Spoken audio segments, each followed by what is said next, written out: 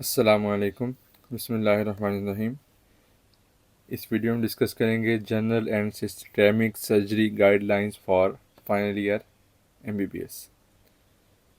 General surgery को हम S1 भी कहते हैं, S1 का पेपर आपका, और सिस्टेमिक सर्जरी को S2। ये एंड तक स्टूडेंट्स को नहीं पता चल रहा होता कि S1 का पेपर कौन सा आना है, S2 का कौन सा आना है। इवन कि प्रॉफ में हमारे एक स्टूडेंट जिस जनरल सर्जरी का पेपर था वो उसने सिस्टेमिक सर्जरी की तैयारी कर रहा था। तो इतना ये कंफ्यूजिंग हो जाता है अगर आपको नहीं पता।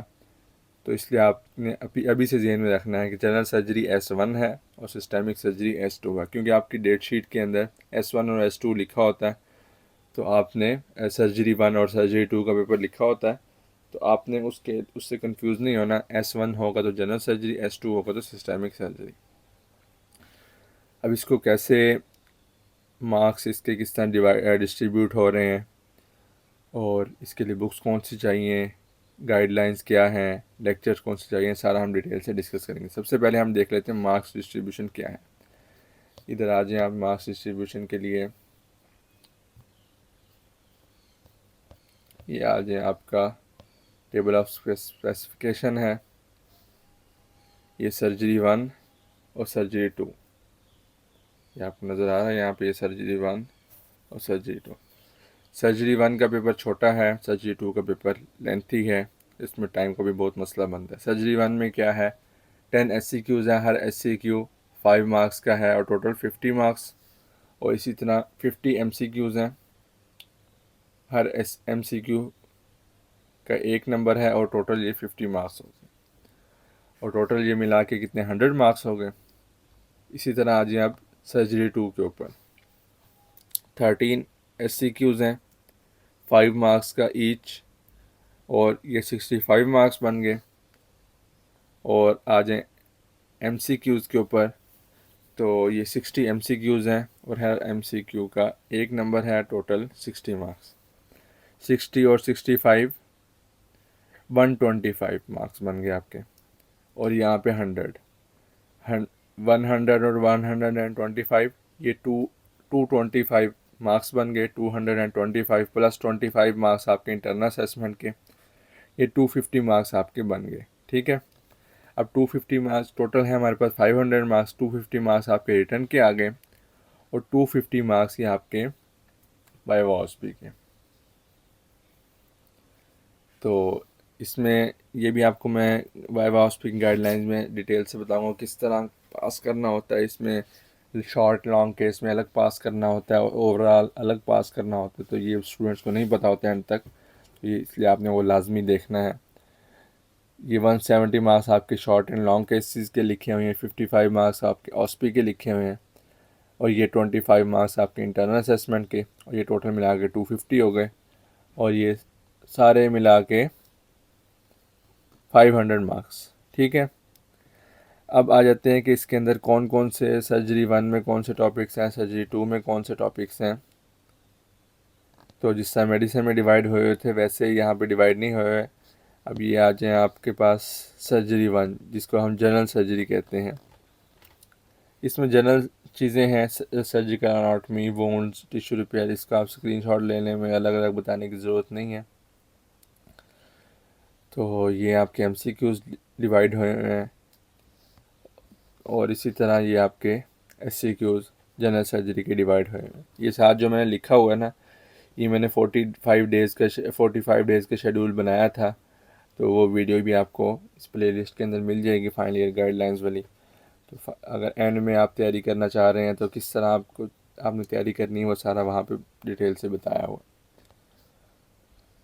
यहाँ पे आप स्क्रीनशॉट ले लें। ये आगे अब आ जाते हैं सिस्टेमिक सर्जरी यानी सर्जरी 2।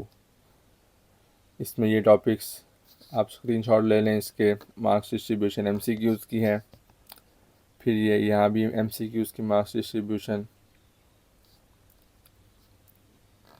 ठीक है, अब ये SCQs के मार्क्स डिस्ट्रीब्यूशन, मस्कुलोस्केलेटल सिस्टम, या इसको हम दूसरा इसका नाम हम ये भी रख सकते हैं कि ऑर्थोपेडिक्स,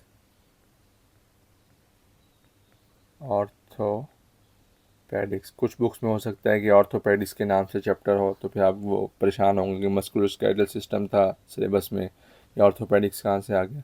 तो इसकी सेम चीज़ है। Upper GIT, lower GIT, urogenital system, head and neck, thorax, breast, nervous system, heart and great vessel, orodental. तो ये हो गए आपके सारे टॉपिक्स। अब हम चलते हैं इसके लिए कौन सी बुक्स अच्छी हैं, कौन से लेक्चर्स अच्छे हैं, कौन सी गाइडलाइंस हमने फॉलो करनी है। अच्छा, गाइडलाइंस के लिए मेरा जो असूल रहा है वो ये रहा है कि पहले तो मैं डॉक्टर आफाक नईम की गाइडलाइंस देख लेता होता हूँ, ठीक है। अगर मेरे पास टाइम नहीं बच रहा कि गाइडलाइंस को देख के मार्किंग करूँ, फिर मैं उसको पढूँ, फिर मैं क्या करता हूँ डायरेक्ट, क्यों स्पेलिंग गलत हो रहे हैं, फिर मैं क्या करता हूँ डायरेक्ट ही ना पास्ट पेपर्स उठाता हूँ और उसमें जो जिन टॉपिक से क्वेश्चन आए हुए हैं वो टॉपिक्स रीड कर लेता हूँ। सबसे बेस्ट ऑप्शन यही होता है कि मतलब पास्ट पेपर्स में जो चीज़ आई है वो आपके लिए इम्पोर्टेंट है, जो नहीं आई उसका कोई भरोसा नहीं है। आपको जो मर्ज़ी कहे कि भाई ये इतनी इम्पोर्टेंट है, लेकिन उसका कोई प्रूफ नहीं है। पास्ट पेपर में जो चीज़ आई हुई है वो इम्पोर्टेंट है। तो उससे अगर आप ज़्यादा ऊपर जाना चाह रहे हैं तो डॉक्टर आफाक नईम की गाइडलाइंस फॉलो कर लें। बुक्स मैंने आपको पहले बुक्स गाइडलाइंस वाली वीडियोस में बताई हैं, तो इसके लिए मैं आपको बुक्स बता देता हूँ दोबारा। डोगर,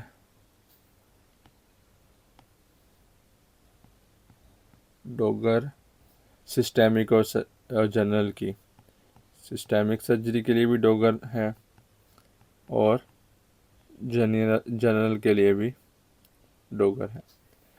इसके साथ आप पीडीएफ में रख सकते हैं बेले एंड लव। अगर आप बहुत ज़्यादा थीटे हैं तो आप इसको हार्ड फॉर्म में ले लें, वरना आप बाद में परेशान होंगे कि ज़कवान भाई ने कहा था आपने हार्ड फॉर्म में नहीं लेनी है, लेकिन मुझे तो ज़रूरत पड़ रही है। तो ये आपके ऊपर डिपेंड करता है। एवरेज स्टूडेंट के लिए, मेरे जैसे स्टूडेंट के लिए डोगर मोर देन इनफ है। अब आ जाते हैं लेक्चर्स के। लेक्चर्स कौन से चाहिए हमें, तो लेक्चर्स में मैं आपको रिकमेंड कर देता हूँ,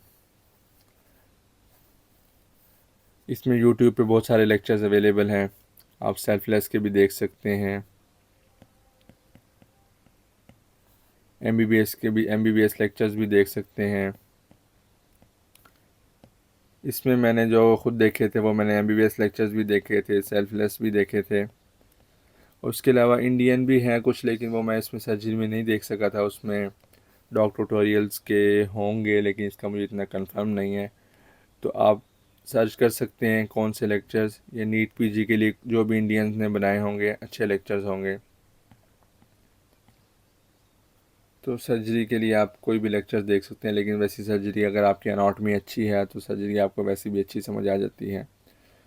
तो वरना सेल्फलेस और MBBS लेक्चर्स अच्छा काम चलवा देते हैं।